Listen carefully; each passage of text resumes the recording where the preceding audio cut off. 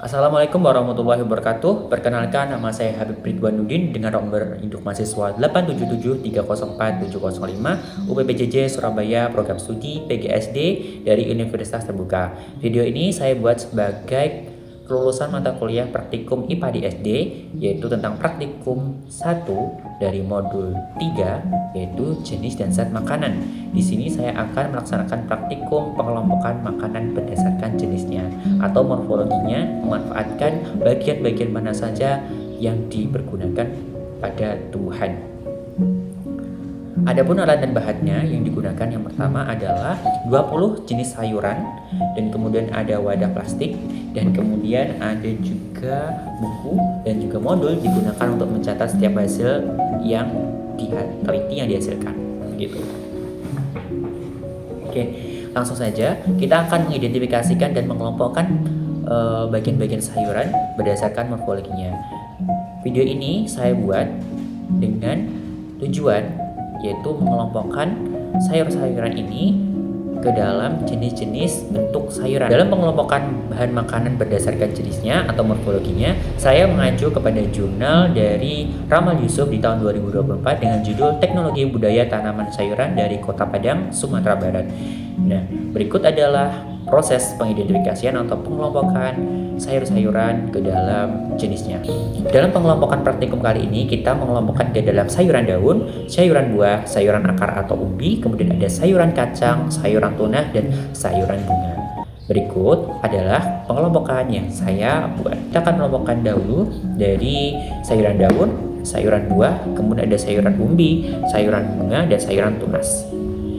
Saya memiliki sayuran daun, meliputi yang pertama adalah daun saw.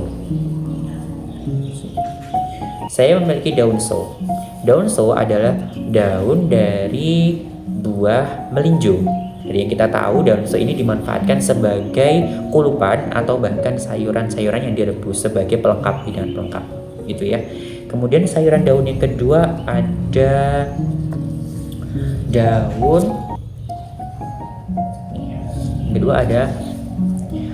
daun dari ketela rambat.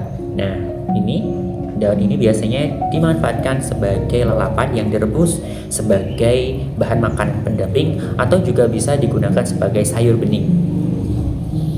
Ketiga, ada juga sayuran lembayung. Nah, sayur lembayung ini adalah daun dari kacang ya. Sayur lembayung biasanya dimanfaatkan sebagai sayuran yang dimasak dengan santan seperti ini. Jadi morfologinya adalah sayuran jenis daun.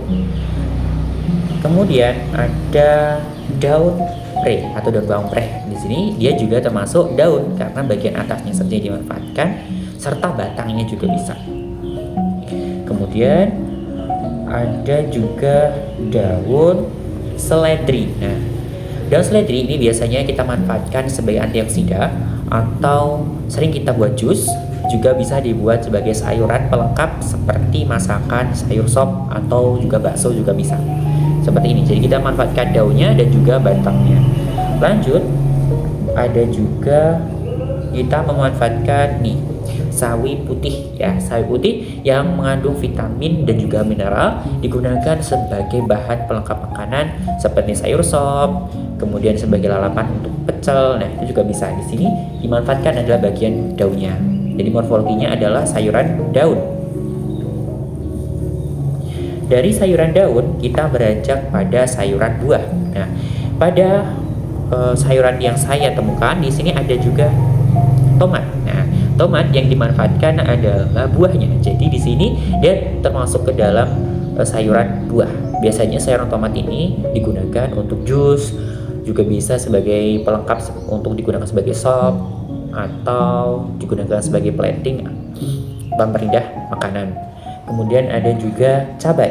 Nah, cabai ini kaya akan vitamin C, dimanfaatkan biasanya untuk membuat sambal atau membuat cita rasa pedas pada setiap makanan. Kemudian lanjut buah, ada buah labu air. Buah labu air. Di sini labu air biasanya dimanfaatkan sebagai sayuran pelengkap yang direbus. Lanjut, ada juga labu siam. Nah, labu siam biasanya dimanfaatkan sebagai lalapan atau juga bisa direbus. Jadi dia masuknya ke dalam sayuran buah. Lanjut ada juga jagung manis maupun jagung yang besar. Itu dimanfaatkan biasanya untuk membuat perkedel makanan pokok, pengganti makanan pokok seperti grontol ataupun nasi jagung. Ya, ini masuk ke dalam morfologi sayuran buah. Lanjut ada juga mentimun. Nah, mentimun ini buah yang kaya akan kandungan mineral atau air di dalamnya, sehingga dia masuk ke dalam morfologi sayuran berbentuk buah yang dimanfaatkan buahnya. Seperti ini. Kemudian kita lanjut ke dalam sayuran kacang-kacangan. Nah, ada buncis sebagai kacang di dalamnya berbentuk kacang. Kemudian ada kacang panjang, namanya kacang, sehingga di sini dia masuk ke dalam sayuran kacang. Beralih ke dalam sayuran umbi-umbian, di sini saya memiliki kentang. Kentang biasanya dimanfaatkan sebagai sumber karbohidrat dengan mengolahnya pada bagian umbi. Di sini umbi akar. Di sini dimanfaatkan biasanya untuk perkedel atau sebagai sayuran pendamping, juga bisa ada direbus. Kemudian ada